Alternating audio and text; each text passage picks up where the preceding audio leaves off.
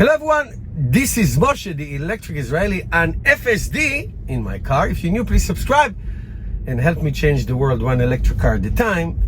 Please support my channel on Patreon. And today we're going to talk about Uber and Lyft. The question is, will Tesla robotaxi demolish Uber and Lyft? Will get them out of business? Well, if that happens, it's going to take a long time. It's not that simple. Now, first of all, just full disclosure, on the weekend, I do one or two Lyft rides. I meet people, I promote my channel, I help people understand about the electric car, and I literally changed the world one electric car at time. A lot of my riders and followers have changed to electric cars because of what I do. So I like that. I'm very social person. Having said that, say and assume Tesla will solve FSD, okay? And then within 2 years, 1 or 2 years, they'll start piloting a robotaxi in 2 or 3 cities in the United States. Let's go with you. Now, what is the key for success for ride hailing or ride sharing a platform like Uber or Lyft? That is thousands and thousands of drivers, okay? Thousands of drivers. And so if you have a huge pool of drivers in a city, in anywhere that you need to go, then you have a great chance to have a success, because people order a ride and they get it relatively quickly. Same thing Airbnb/Vrbo. Okay, just personally speaking, guys, I have to tell you, personally speaking, for the past maybe 15-20 years, to all of my vacations, and I'm going to go to Nova Scotia this summer, all my vacations, I never stay in a hotel room. Now, the only time I stay in a hotel room is like if it's one overnight, and I, on my way to in a big trip, like when I go to Florida. The only time I stay in a hotel is when I go to Atlantic City or Las Vegas, when I go gambling with my wife. But that's it. I always use Airbnb, Vrbo. Actually, I use Vrbo. I like Vrbo. I only rent a car from Turo. I don't use the rental cars. I hate them. Okay, and it is wonderful. And when I need to get transportation, I always use Uber or Lyft. I do not use regular taxis. It is just wonderful. Now imagine, and I'm telling you as a Lyft, very, very part-time Lyft driver, I imagine that when you order a car, and if you use Uber or Lyft, you know that not all the time drivers take that ride, and they take the ride and they cancel in the middle. I sometimes see rides that are totally not worth it for me, so I'm not going to take them.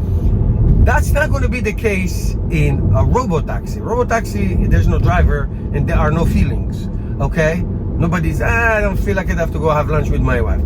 The robotaxi doesn't need to have lunch or rest. The robotaxi needs only to be charged, maybe once or twice a day. Depends how much this robotaxi is driving. Now the question is, does Tesla have the inventory of drivers? Well, let's say in California, where every other car is a Tesla, you would assume maybe 5-10% of those owners would like to list their car to be a robotaxi.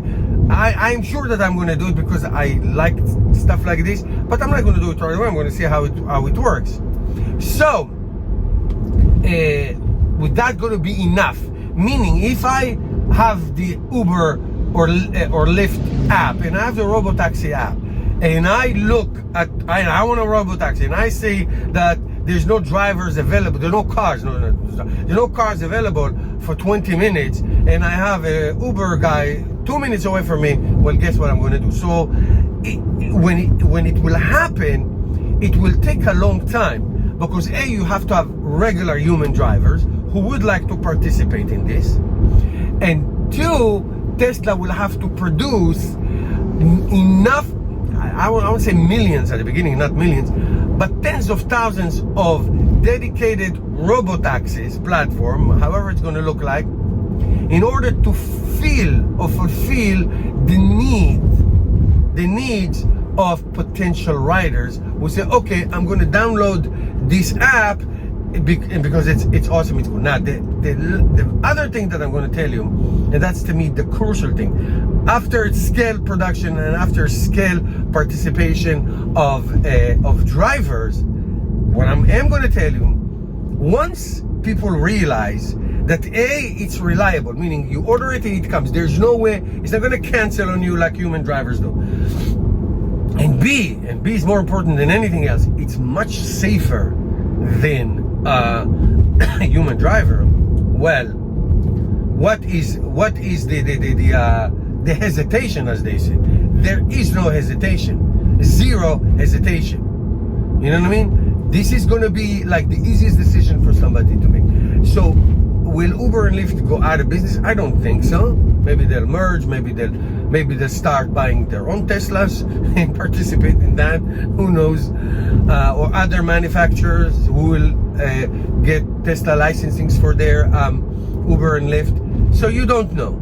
Having said everything I just said, what I'm telling you is that once it catches on, I think there's going to be reorganization of regular taxis and or Uber Lyft. I don't think they'll get extinct. Well, let me amend what I said. Remember Blockbuster? Remember Kodak? They didn't adjust, so they got extinct. So if Uber, Lyft, and regular taxi companies will not adjust right away, they will end up like what do you call it? Like Netflix and Kodak.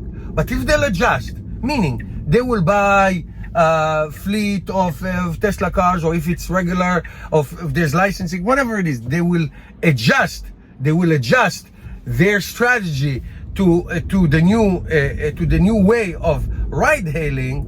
Then there's gonna be a partnership maybe between Uber and Lyft, because they have the expertise of doing ride sharing or ride hailing. So it is good. The next few years are going to be fascinating, but it's not going to be, even if FSD is solved today, it's going to take at least 5 years for that to catch on and to happen. Okay, look how long it took electric cars to break the 5% participation or in the market. It took a long time, but once it gets to 5%, the sky is the limit. You know what I mean? That's it, guys. Thank you for watching. See you next video.